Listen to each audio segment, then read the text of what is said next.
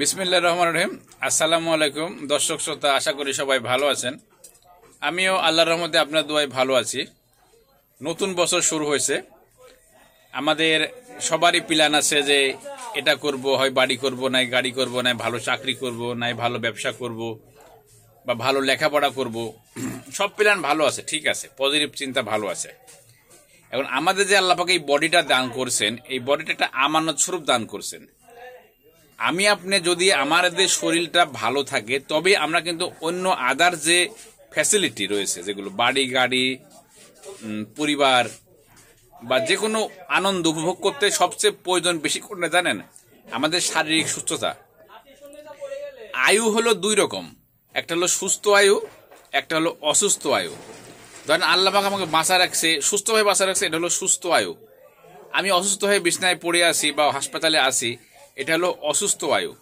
এই জন্যে আমি সবসময় বলি যে নিজেকে ভালোবাসতে হবে, নিজের জন্য কোয়ালিটি সময় দিতে হবে। আমি আপনি যত ব্যস্তই হই, যদি নিজের এই শরীরটা যদি ভালো না রাখি বা যত্ন না করি বা পরিচর্যা না করি, নিজের প্রতি কেয়ারফুল না হই, আমার আপনার শত শত হাজার হাজার টাকা থাকলেও কোনো বেনিফিট হবে না। একটা অসুস্থ মানুষের যদি হাজার হাজার সম্পদ থাকে, তার কিন্তু ওইভাবে কোনো লাভ হয় না। আমি আপনার সুস্থ আছি, আমার টাকা পয়সা কম আছে, চাপ কম আছে, তা আল্লাহর রহমতে দেখবেন আপনি সবচেয়ে সুখী মানুষ বা খুশি মানুষ।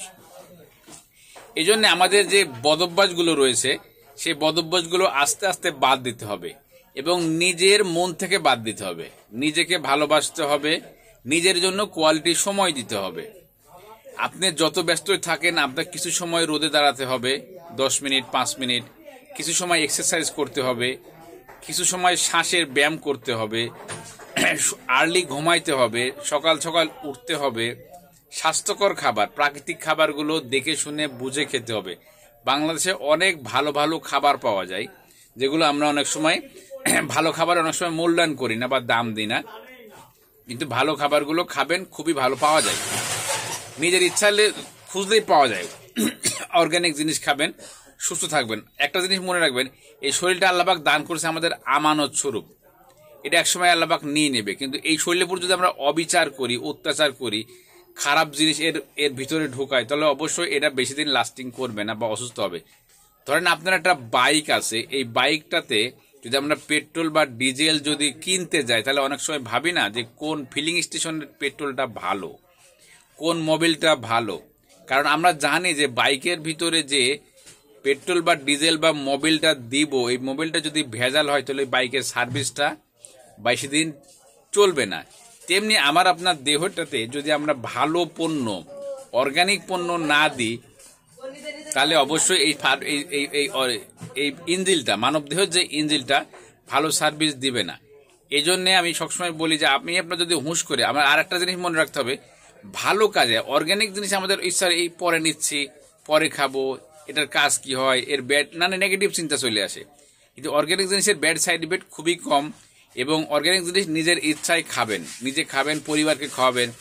আমি অনেক সময় আমার বাসা থেকে যখন আমি বাজারে আসি, আমার চেম্বারে বলেন না দোকানে বলেন আসি, তখন দেখি অনেকেই মনের ইচ্ছায় কি সুখে যে ধূমপান করছে, আমি আশ্চর্য হয়ে যাই। নিজের টাকা খরচ করে নিজের শরীরে সর্বনাশ করছে। যারা পান দিয়ে জর্দা দিয়ে খান, তারা স্বাস্থ্যের জন্য ব্যাপক ক্ষতি করেন। এদের কিন্তু সহজে আপনি বোঝালে বুঝবেন না যে কোনটা ভালো মন্দ। ভালো জ্ঞান দিবেন, না আজকে না কালকে, এখন না থাক পরে নিমনি, বাড়িতে খাতে মনে থাকে না। খারাপ কাজগুলো করে দেখবেন, খারাপ যে বদভ্যাসগুলো, খাবারগুলো আছে, আমাদের খুব আগ্রহ নিয়ে খাবো।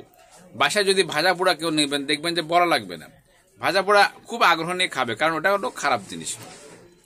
আর ভালো ফলমূল নিয়ে যাবেন, দেখবেন বাসায় পচায় খাবে, খাতে মনে থাকবে না, পচে যাবে, 10টা নিয়ে যাবেন 5টা পচে যাবে।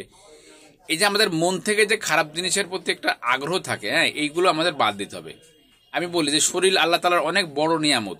এই অসুস্থ হলে কিন্তু আমরা বুঝি আসলে শারীরিক সুস্থতা কত বড় আল্লাহ তাআলার নিয়ামত। এই জন্য নিজেকে ভালোবাসতে হবে। শরীর, আমরা যদি ভাবি যে শরীর এমনি চলবে, তা না।